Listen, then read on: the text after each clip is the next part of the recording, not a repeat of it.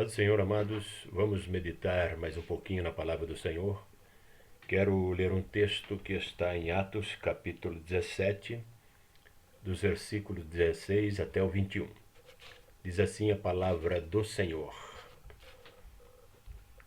Enquanto Paulo os esperava em Atenas, o seu espírito se revoltava em si mesmo, vendo a cidade tão entregue à idolatria. De sorte que discutia na sinagoga com os judeus e os gregos devotos, e todos os dias na praça com os que se apresentavam.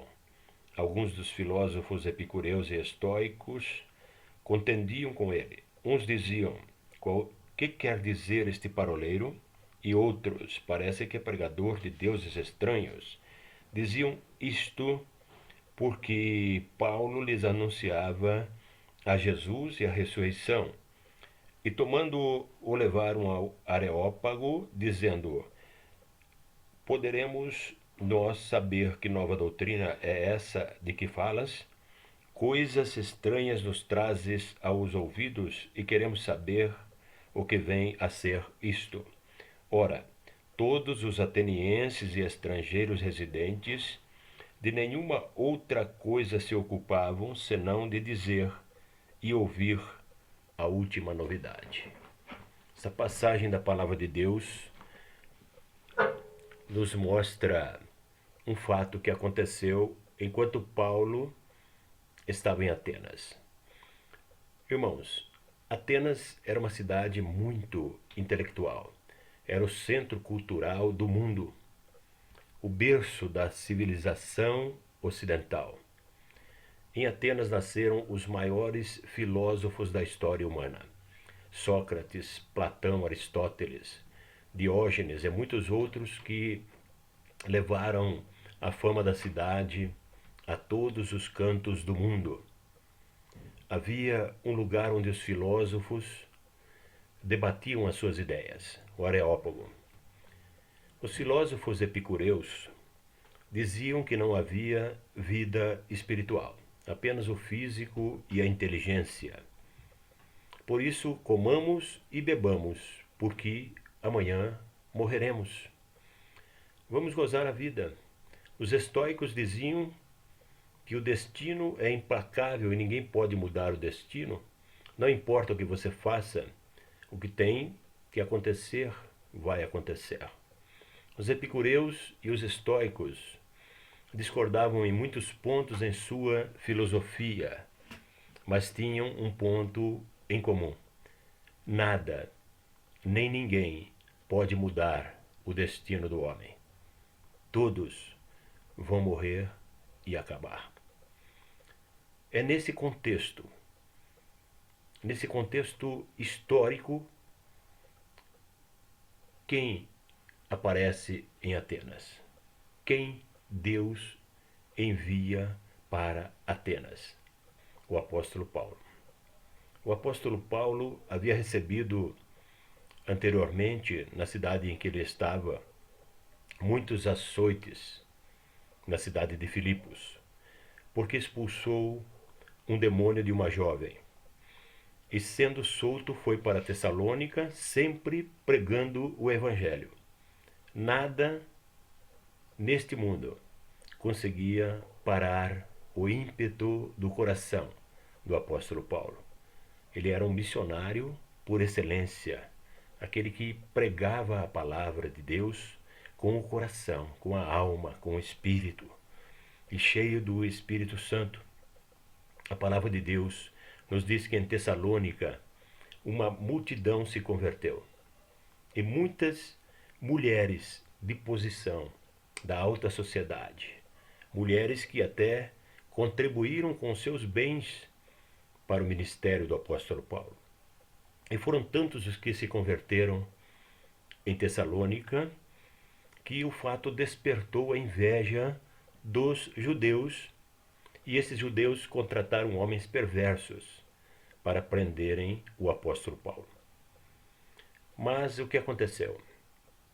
Paulo, sendo avisado de que estava em andamento essa conspiração, fugiu para Atenas.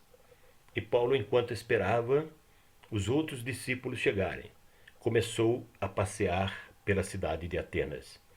E uma coisa que ele viu naquela cidade o deixou completamente indignado. Ele ficou abismado, ele ficou revoltado. A cidade estava cheia de deuses pagãos, cheia de ídolos. Atenas era o centro do paganismo. Apesar de ter muitos filósofos ateus, tinha também muitos deuses pagãos. O original grego nos traz uma frase de como o apóstolo Paulo se sentiu quando se deparou com aquela imensa quantidade de deuses na cidade de Atenas. A frase diz assim: Paroxine to pneuma autu en autor. Significa literalmente: o espírito de Paulo se revoltava dentro dele, se revolvia dentro dele, revolvia-se em si mesmo. Essa é a frase que vem do original, que está escrito nesta passagem. O espírito de Paulo revolvia-se. Ele não conseguia se conformar diante daquela imensa quantidade de deuses que havia na cidade. Imagina-se que havia naquela época cerca de 30 mil deuses em Atenas, numa só cidade. Havia ali um filósofo chamado Xenofontes que dizia sempre que era mais fácil encontrar um deus na cidade de Atenas do que um homem. O filósofo Diógenes saiu ao meio-dia com uma lanterna e quando lhe perguntaram o que aquilo significava, ele disse: estou procurando um homem. Só tem deuses nesta cidade. Vejam que Atenas, na época, era a capital cultural do mundo, o que prova que a cultura humana não pode, de maneira alguma, iluminar os olhos da alma. Paulo ainda estava com o corpo ferido, estava muito machucado pelos açoites que ele havia recebido nas cidades em que ele havia passado. Ele era perseguido pelos judeus, ele era perseguido pelos religiosos da época que não aceitavam essa nova doutrina. Mas interessante que mesmo ferido, mesmo machucado, nada conseguia calar o seu espírito. Ele procurou na cidade de Atenas argumentos e um lugar em que ele pudesse pregar o evangelho. E ele começou a pregar na sinagoga e na praça, com tanta eloquência, com tanta firmeza e determinação, que impressionou muita gente. A palavra de Deus para esse fato alvoroçou toda a cidade. A cidade estava em alvoroço. Só se ouvia falar nessa nova doutrina, só se ouvia falar nesse novo ensinamento. Tanto que despertou a curiosidade de filósofos. Eles procuraram Paulo e o arrastaram até o Areópago, que era o lugar onde os filósofos debatiam as suas ideias, os seus pensamentos, as suas filosofias. E ali Paulo foi confrontado pelos mais famosos filósofos da época. E todos os lugares em que o apóstolo Paulo chegava, era assim. A palavra de Deus nos diz em muitas passagens, as pessoas comentando a respeito de Paulo, que ele virava a cabeça da cidade. Ele virava o mundo de ponta cabeça. Diz que todos os atenienses não faziam mais nada senão dizer e ouvir a última novidade. O destino do homem pode, sim, ser mudado por Cristo. Isso era uma coisa estranha, um novo ensinamento, uma nova filosofia. Afinal, a filosofia de Atenas, os filósofos famosos, ensinavam que nada podia mudar o destino do homem, que o que estava escrito tinha que se cumprir na vida do homem. Mas essa nova doutrina, esse novo ensinamento que o apóstolo Paulo trazia, dizia que sim, que existe vida após a morte, que o homem não morre eternamente. E este novo ensinamento dizia também que o homem pode ser salvo para viver eternamente na presença do único Deus Salvador. Ora, se isso fosse verdade, seria extraordinário.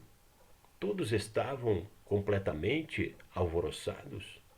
Todos na cidade de Atenas estavam impactados.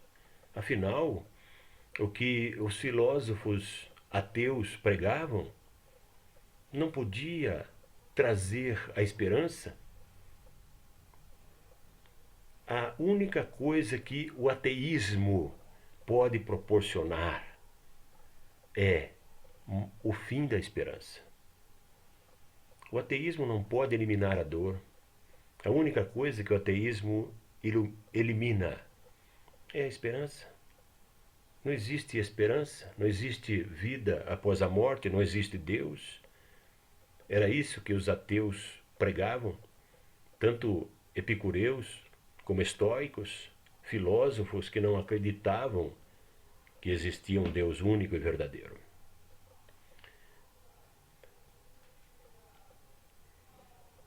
Se isso fosse verdade, seria então algo maravilhoso.